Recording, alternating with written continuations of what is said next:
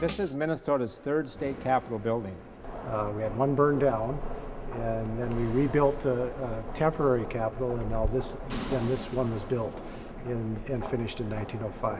When Cass Gilbert, the architect, designed the building, he wanted to recreate kind of a white marble city. The stone he used was a Georgia marble, which is a very beautiful stone, but really hadn't been used a lot. And because of Minnesota's northern climate, that stone hasn't weathered as well as other stone might have.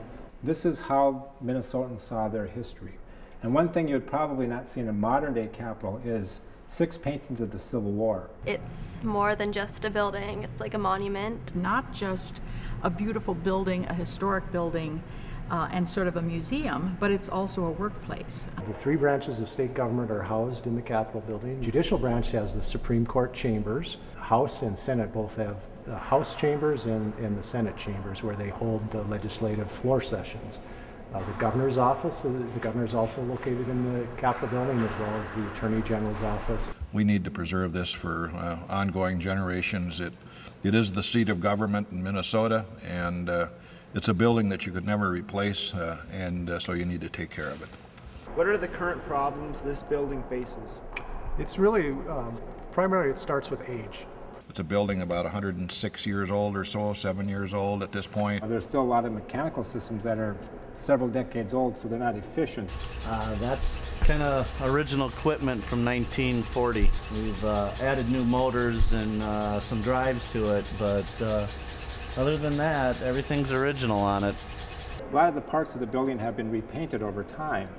And so part of our interior restoration is to restore those spaces to look as they would have. The weatherization, if you will, or the effects of the weather on the outside skin of the building, a lot of the stonework has deteriorated to the point where in some cases we've had chunks of stone fall off the side or the top of the building.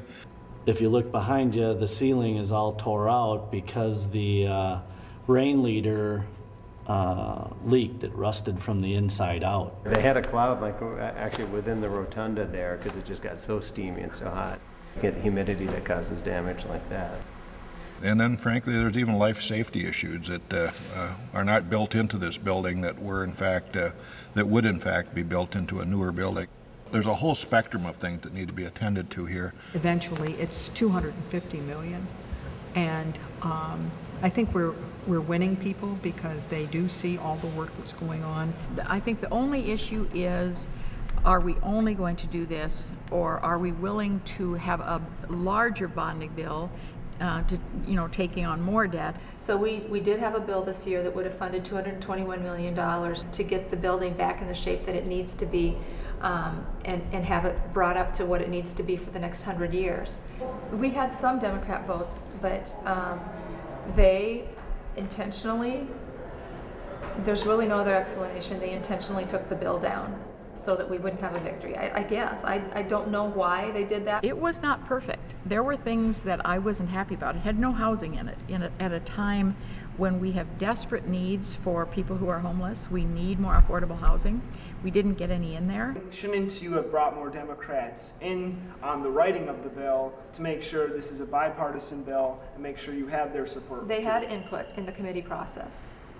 In the special session, I was the only Democrat invited in the room to help write a bill. Yes, but as the Democrat said, she was the only one in there having any input on it. Well, I can't address that. I don't. It's the great democracy at work. We probably wouldn't want it any other way. This legislative process is, I think, irreplaceable. This is the centerpiece of government in Minnesota, and we want to, and we're able, I think, to preserve it for years to come, but we simply have to make the commitment to do that.